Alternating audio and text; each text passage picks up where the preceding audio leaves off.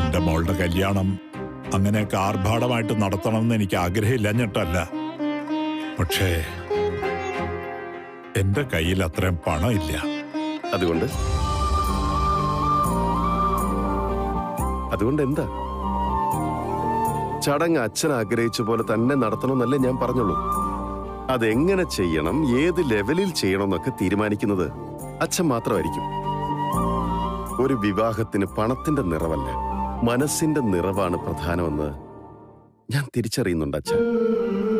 സ്വന്തം മകളുടെ കല്യാണം നടത്താൻ എന്താണോ അച്ഛൻ മനസ്സിൽ കണ്ടിരുന്ന തുക, അതിലൊരു പൈസ പോലും കൂടുതലോ കുറവോ ചെലവാക്കേണ്ട കാര്യമില്ല.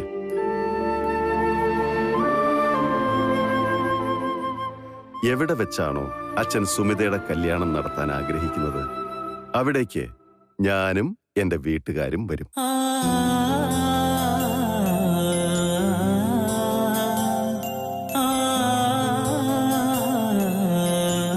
എന്തിനാ വിഷമിക്കുന്നേ? ഞാനില്ലേ കൂടെ.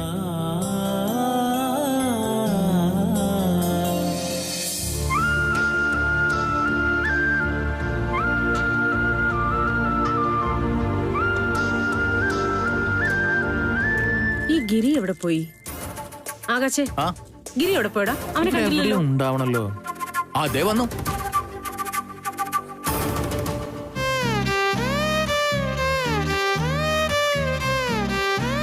അച്ഛനും ഗിരി തോട് ചേർന്നാണല്ലോ വരുന്നത്.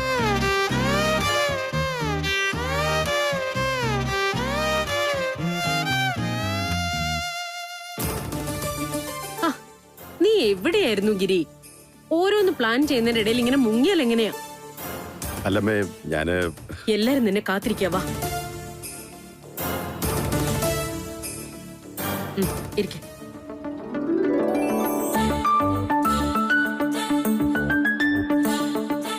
അമ്മേ, ഒരു മിനിറ്റ്. ചടങ്ങുകൾ തുടങ്ങുന്നതിന് മുമ്പ് എനിക്ക് എല്ലാവരോടും കൂടെ ഒരു കാര്യം പറയാനുണ്ട്. എന്ത്? നിങ്ങൾ എല്ലാവരും മനസ്സിലാക്കിയ പോലെ ജൂൺ 27-ാം തീയതി ഇവിടെ 2 കല്യാണങ്ങളാണ് നടക്കാൻ പോകുന്നത്.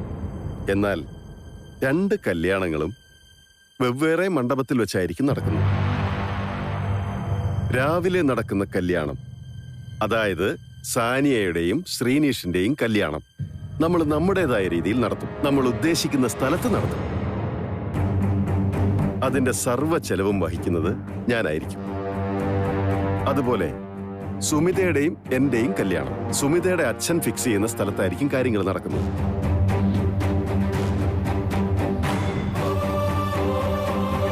പക്ഷേ ഗിരി, ഞാൻ മുഴുവൻ പറയട്ടമ്മേ.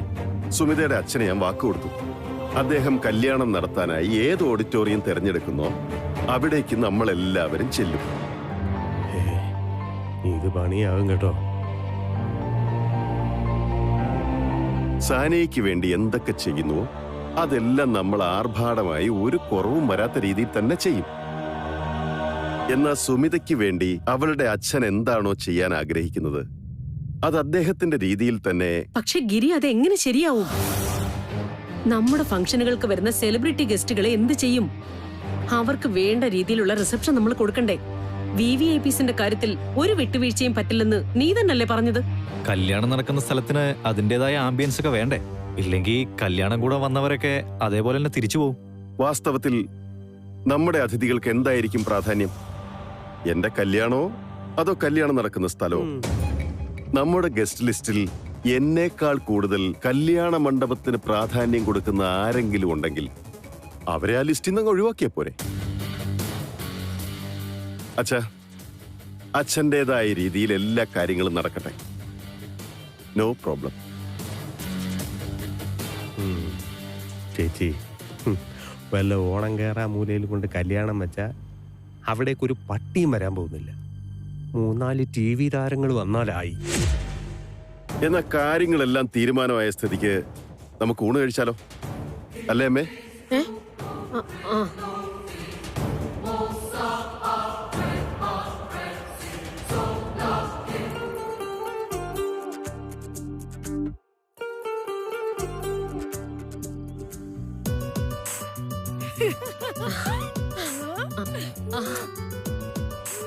അയ്യോ.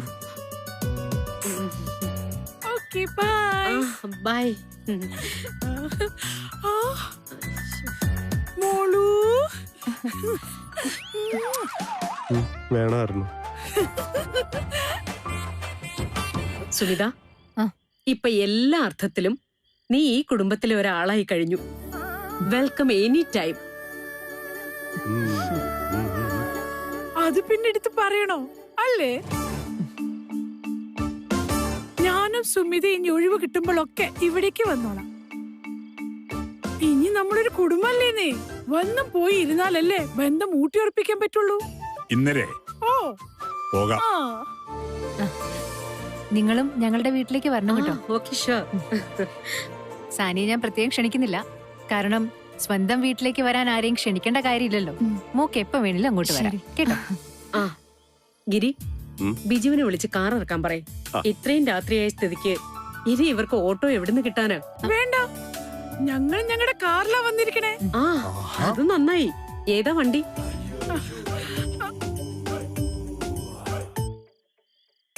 മാരുതി 800. ചെറിയ വണ്ടിയാണ്. ഞാൻ ഇവരോട് എത്രയോ തവണ പറഞ്ഞു കഴിഞ്ഞു ഇത് വിറ്റിട്ട് ഒരു വലിയ വണ്ടി വാങ്ങാൻ. പക്ഷെ ഇത് വിൽക്കാൻ ചന്ദ്രേട്ടന് മനസ്സില്ല. അതാ സെന്റിമെന്റ്സ് ആണേ. ഇത് ലക്കി വണ്ടിയാത്രേ. ഉള്ളത് കളയാതിരിക്കുന്നതാണ് ബുദ്ധിയെന്ന് തോന്നിക്കാണും ചിലപ്പോ. എന്തായാലും ഇത്രയും പേർക്ക് ആ ചെറിയ വണ്ടി പോകാൻ ബുദ്ധിമുട്ടായിരിക്കും. ശരി, ആ വണ്ടി എടുത്തു. ബാക്കി എല്ലാരെയും എന്റെ വണ്ടിയിൽ ബിജു കൊണ്ടുവിടും. അത് സാരമില്ല, ഞങ്ങൾ മാനേജ് ചെയ്തോളാം. ഞങ്ങൾ 5 പേര് വന്നതും അതേ വണ്ടി തന്നെയാ.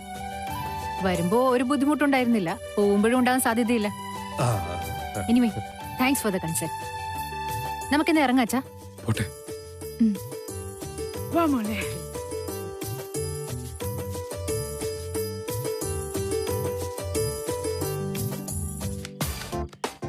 ഡോൺ വെറി സനു, നിനക്ക് കല്യാണത്തിന് ഗിഫ്റ്റ് ആയിട്ട് ഒരു ലക്ഷറി കാറ് തന്നെ തരാം.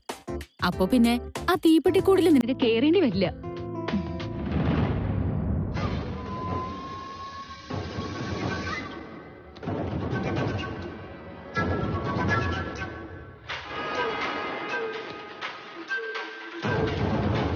ചേച്ചി,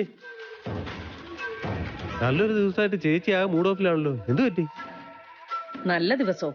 ആർക്ക്? എങ്ങനെ? അല്ല, സനു ഇഷ്ടപ്പെട്ട ആളെ അവൾക്കും കിട്ടി. അമ്മയ്ക്കൊരു മിഡിൽ ക്ലാസ് മണ്ടിപ്പെണ്ണ് മരുമോളെ കിട്ടിയല്ലോ. മിഡിൽ ക്ലാസ് ഒക്കെ തന്നെയാ. പക്ഷെ മണ്ടിപ്പെണ്ണെന്നൊക്കെ എഴുതി തള്ളാൻ വരട്ടെ. സുമിതയും വീട്ടുകാരും നമ്മൾ വിചാരിച്ചതുപോലെ അത്ര പിടിപ്പ് കെട്ടവരൊന്നുമല്ല. ഇന്ന് തന്നെ കണ്ടില്ലേ, ഒന്നിനും യോഗ്യതയില്ലാത്ത സുമിതയുടെ അച്ഛൻ ഗിരിയെ എങ്ങനെയാണ് വളച്ച് കുപ്പിയിലാക്കിയതെന്ന്. കാര്യം പറഞ്ഞത് അയാളാണെങ്കിലും അയാളെ കൊണ്ടത് പറയിപ്പിച്ചത് സുമിത തന്നെയാ. കോടീശ്വരനായിട്ട് ഒരു പിച്ചക്കാരനെ പോലെ കല്യാണം കഴിക്കാനാണല്ലോ നമ്മുടെ ഗിരിയുടെ വിധി. അതുപോലെയുള്ള ഒരു സ്ഥലത്ത് പോയി സബ്സ്റ്റാൻഡേർഡ് ആയ ആളുകളുടെ കൂടെ ഞാൻ എങ്ങനെ കല്യാണം കൂടുമെന്ന് ആലോചിച്ചിട്ട് എനിക്ക് ഇപ്പോഴേ തല കറങ്ങുന്നു. എന്തൊക്കെയായാലും ഗിരിയേട്ടന്റെ കല്യാണം കഴിഞ്ഞാൽ ഫ്രീ ആയിട്ടൊരു സെർവന്റിനെ കിട്ടുകയല്ലേ. ആ ജന്മകാലത്തേക്ക് അടുക്കളപ്പണിക്ക് ഒരാളായില്ലേ, അതും ഡബിൾ എമ്മക്കാരിയായ വേലക്കാരി.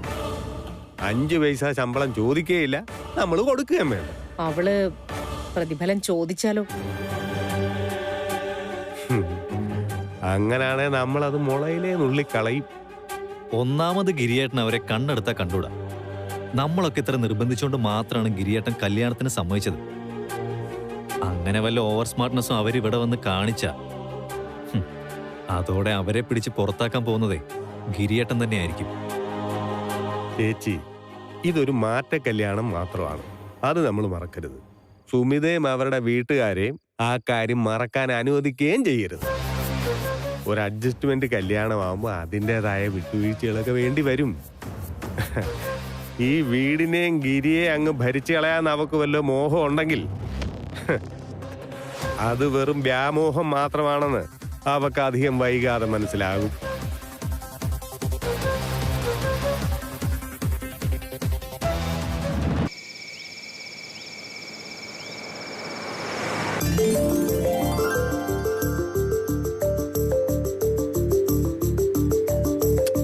ആ ഗിരി ബ്രദർ നമ്മളെ സ്വന്തം കാറിൽ വീട്ടിലാക്കാന്ന് പറഞ്ഞതാ. അന്നേരം അച്ഛനും മോൾക്കും അഭിമാനം കയറി തളച്ചു. ഇന്ദിരെ, അത് വേണ്ടെന്ന് പറയേണ്ട ആവശ്യം എന്തായിരുന്നു ചന്ദ്രേട്ടാ? നിങ്ങൾക്കറിയോ ലക്ഷറി കാറിലിരുന്ന ഒരു ലോങ് ഡ്രൈവിന്റെ സുഖം? പണ്ടൊരു ലക്ഷറി കാറിന്റെ മോഡലായിരുന്നു ഞാൻ. പക്ഷെ ആ അഡ്വർടൈസ്മെന്റ് കമ്പനി തന്നെ പിൻവലിച്ചു. എന്തുകൊണ്ടാണെന്ന് അറിയോ? ഇല്ല, എന്തുകൊണ്ടാമേ? പരസ്യം പുറത്തിറങ്ങി കഴിഞ്ഞപ്പോ ആൾക്കാര് കാറിനേക്കാളും കൂടുതൽ ശ്രദ്ധിച്ചത് എന്നെയാ. പണ്ട് മുതൽ എന്റെ ഒരു സ്വപ്നമായിരുന്നു രാത്രി ആരില്ലാത്തൊരു ഹൈവേ കൂടി ഒരു ലക്ഷറി കാർ ഡ്രൈവ് ചെയ്ത് ഇങ്ങനെ പോണം. അമ്മേ, അങ്ങനെ ഒരു ലക്ഷറി കാറിന് ഒരിക്കലും അമ്മയുടെ ഡ്രൈവിംഗ് താങ്ങാൻ പറ്റത്തില്ല. അമ്മേ, അമ്മയ്ക്ക് ഇത് തന്നെ നല്ലത്. ഇതാവുമ്പോ എവിടെ കൊണ്ട് ഇടിച്ചാലും ഭാവമൊന്നും മിണ്ടില്ലല്ലോ. അതെ, അവള് പറഞ്ഞത് വളരെ ശരിയാ. നീ വണ്ടി ഓടിക്കല് കുറവാ, കൊണ്ടുപോയി ഇടിക്കലാണല്ലോ പതിവ്. നേരെ നോക്കി വണ്ടി ഓടിക്കും. വന്നിരിക്കുന്നു ഒരു ഡ്രൈവിംഗ് മാസ്റ്റർ. ശ്രീകുട്ട, അല്പം കൂടി പോയിട്ട് വണ്ടി ഒന്ന് ഒതുക്കണേ. എന്തിനിപ്പോ വണ്ടി ഒതുക്കുന്നേ? ഇവിടെ ഒരു ഭുവനേശ്വരി ക്ഷേത്രമുണ്ട്, ഒന്നിറങ്ങി തൊഴുതിട്ട് പോവാം. ഈ പാതിരാത്രിയിലോ? അമ്പലടച്ച് ദൈവങ്ങളൊക്കെ ഉറങ്ങി കാണും. മനുഷ്യരല്ലേ ഉറങ്ങുന്നത് ഇന്ദിരെ, ദൈവങ്ങൾക്ക് എങ്ങനെ ഉറങ്ങാൻ പറ്റും?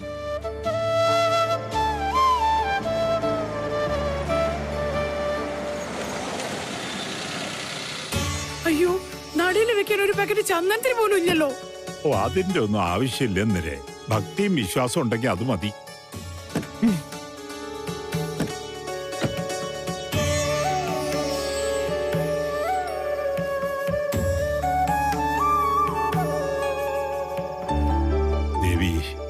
ഒരുപാട് കാത്തിരിക്കേണ്ടി വന്നു. നീ ഞങ്ങളെ ഒരുപാട് പരീക്ഷിച്ചു. എങ്കിലും എന്റെ സുമിക്ക് നല്ലൊരു ഭർത്താവിനെ നീ തന്നല്ലോ. അവർക്ക് രണ്ടുപേർക്കും ദീർഘായുസ്സും സർവ്വ ഐശ്വര്യങ്ങളും നൽകി അനുഗ്രഹിക്കണേ.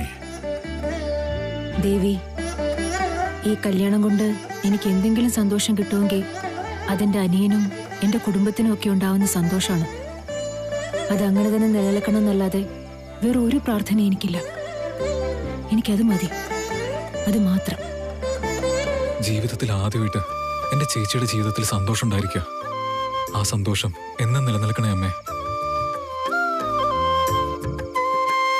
അമ്മേ ഭഗവതി, ഇന്ന് വരെ ഞാൻ ആഗ്രഹിച്ചതെല്ലാം അവിടുന്ന് നൽകിയിട്ടുണ്ട്. ഇനി എനിക്കായി ഒന്നും അമ്മ തരണമെന്നില്ല. എല്ലാ സുഖ സന്തോഷങ്ങളും എന്റെ മകൾക്ക് നൽകി അനുഗ്രഹിക്കണേ ഭഗവതി.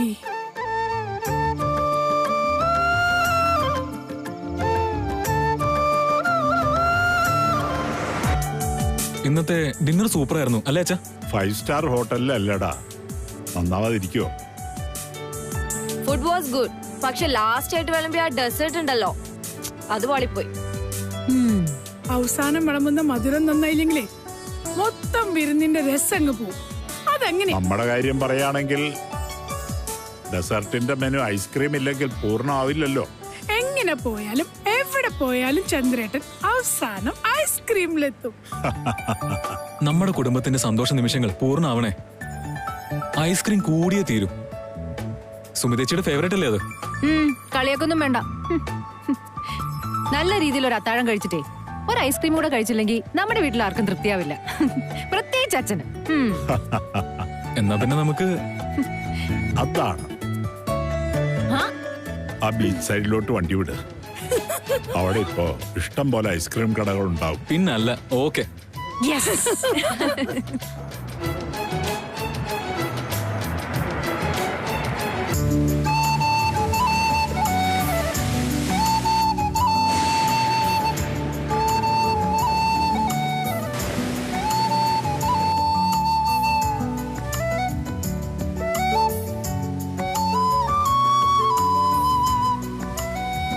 മനസ്സിൽ സന്തോഷമുള്ളപ്പോ മധുരം കുറഞ്ഞ സാധനങ്ങൾക്ക് കൂടുതൽ മധുരം തോന്നുമെന്നാ പൊതുവെ പറയാറ്. എനിക്ക് ഇന്ന് ഇതിന് ഒരുപാട് രുചി തോന്നുന്നത് അതുകൊണ്ടായിരിക്കാം. നിറയാവുന്നിടത്തോളം മനസ്സ് നിറഞ്ഞ അവസ്ഥയിലാണ് ഞാനിപ്പോ. അത്രയും നല്ലൊരു മരുമകനെ നമുക്ക് കിട്ടിയിരിക്കുന്നത് ഇന്ദിരെ. ഇത്രയും വലിയ മനുഷ്യനായിട്ടും വളരെ ഡൗൺ ടു എർത്താണ് ഗിരിധർ. മറ്റുള്ളവരുടെ മനസ്സിന്റെ വേദന കണ്ടറിഞ്ഞ് അതിന് പരിഹാരം കാണാനുള്ള നല്ല മനസ്സുണ്ട് അയാൾക്ക്. ഗിരിധരനെ കുറിച്ച് നമുക്കെന്ത് തോന്നുന്നു അതല്ലല്ലോ കാര്യം. എല്ലാത്തിനുപരി സുമിതയുടെ ഇഷ്ടല്ലേ പ്രധാനം. ഇവൾ ഇന്നേ വരെ സ്വന്തം മനസ്സെന്താണെന്ന് ആരെയും തുറന്നു കാണിച്ചിട്ടില്ല. നേരാ, ഇന്ന് വരെ ചേച്ചി ഗിരിയേട്ടനെ കുറിച്ച് സ്വന്തമായിട്ടൊരു നല്ല അഭിപ്രായം പറയുന്നത് ഞാനും കേട്ടിട്ടില്ല. ആണോ സുമി? നീ എന്താ ഒന്നും മിണ്ടാത്തത്? സുമി, ഒരു കാര്യം ചോദിച്ചാ അതിന്റെ മറുപടി പറയാൻ മേലെ നിനക്ക്? ഞാൻ എന്താ പറയണ്ടെന്ന് ആലോചിക്കായിരുന്നു. ചേച്ചിക്ക് ഗിരിയേട്ടനെ ശരിക്കും ഇഷ്ടമായെന്നങ്ങ് പറ. ചേച്ചി ഒന്ന് ഓപ്പൺ ആയിട്ട് പറഞ്ഞേ, ഞങ്ങളൊന്ന് കേക്കട്ടെ.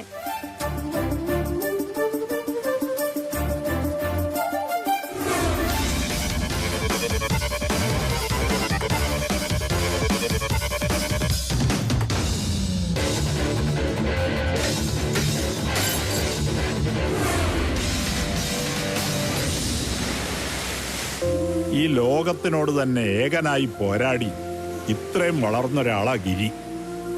ഇന്നുവരെ ഗിരിധർ നമ്പ്യാർ എന്ന മനുഷ്യന്റെ ഒരു മുഖം മാത്രമേ ഞാൻ കണ്ടിട്ടുണ്ടായിരുന്നുള്ളൂ. പക്ഷെ ഇന്ന് ആദ്യമായിട്ടാ മനുഷ്യപ്പറ്റുള്ളൊരു മുഖം ഗിരിധറിനുണ്ടെന്ന് എനിക്ക് മനസ്സിലായത്. ഗിരിധർ നമ്പ്യാര് മനുഷ്യബന്ധങ്ങളുടെ വില അറിയുന്ന ഒരാളാണ്. മറ്റുള്ളവരുടെ വേദന തിരിച്ചറിയാൻ പറ്റുന്നവനാണ്.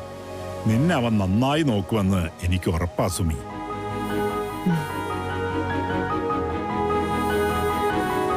സുമി മോളെ, നിന്റെ നാവിന്നൊരു കാര്യം കേൾക്കാൻ അച്ഛൻ ഒരുപാട് ആഗ്രഹമുണ്ട്. ഒരു ഉത്തരം, ഒരേ ഒരു ഉത്തരം. ഇനി ഒരു വട്ടം നിന്നോട് ഞാനത് ചോദിക്കില്ല. എന്താ? ഈ ചോദ്യം ചോദിക്കാൻ അച്ഛൻ ഒരുപാട് വൈകിയോന്നറിയില്ല. എങ്കിലും എന്റെ മോള് സത്യസന്ധമായി തന്നെ മറുപടി പറയണം. ഗിരിധർ നമ്പ്യാരെ കുറിച്ച് എന്താ നിന്റെ അഭിപ്രായം?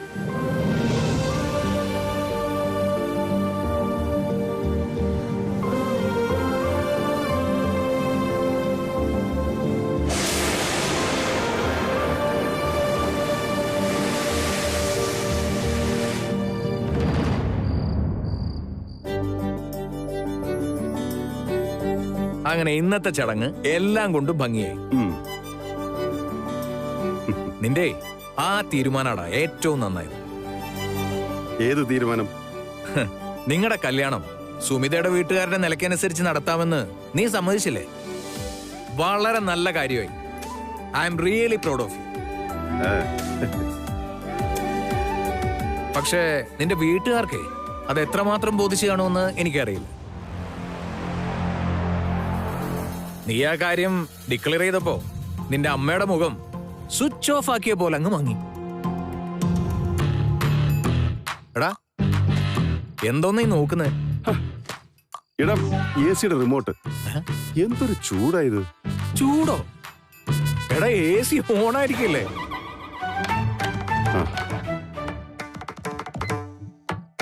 പോരെന്നേ, ഈ നശിച്ച മഴ കാരണം ഹ്യൂമിഡിറ്റി ഭയങ്കര കൂടുതലാ. ഇത്ര എനിക്ക് ഈ മഴ ഇഷ്ടമല്ലാത്തത്. വെറുതെ ഈ മഴയെ കുറ്റപ്പെടുത്തണ്ട. അതുകൊണ്ടൊന്നുമല്ല, നിന്റെ ഈ പൊണ്ണത്തടി കാരണമാണ് ചൂടെടുക്കുന്നത്. പക്ഷെ പേടിക്കണ്ട, ഇനിയിപ്പോ കല്യാണമായല്ലോ, ഇനി ഉരുകാനിരിക്കുന്നതേ ഉള്ളൂ. അതെ, ചേച്ചിയുടെ നാടകമൊന്നും ഇനി വിലപ്പോവില്ല. അതെ അതെ, എന്തൊക്കെ പറഞ്ഞാലും ഗിരിയേട്ടനും സുമിതേച്ചും തമ്മിലുള്ള ടേംസ് എന്താണെന്ന് ഞങ്ങൾക്ക് എല്ലാം ഇപ്പൊ മനസ്സിലായി കഴിഞ്ഞു. എന്ത് ടേംസ്? ഒന്നുമില്ല. നീ മനസ്സിലുള്ളത് മറച്ചു വെക്കാതെ ഒന്ന് തെളിച്ച് പറ പെണ്ണേ. ഞങ്ങൾക്കത് കേൾക്കാൻ കൊതി ഉണ്ടായിട്ടല്ലേ. എന്തായാലും നിന്നെ ഒരുപാട് മനസ്സിലാക്കുന്ന ആളാ ഗിരിധർ. അതെനിക്കൊന്ന് ഉറപ്പായി.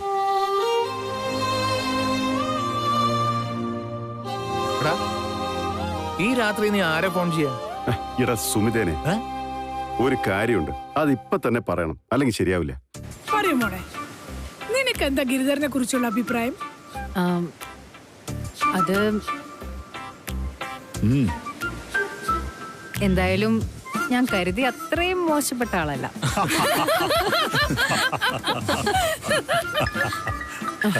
ശ്രീ, അതെന്റെ ഫോൺ ഒന്ന് എടുത്തിട്ട് വരൂടാ.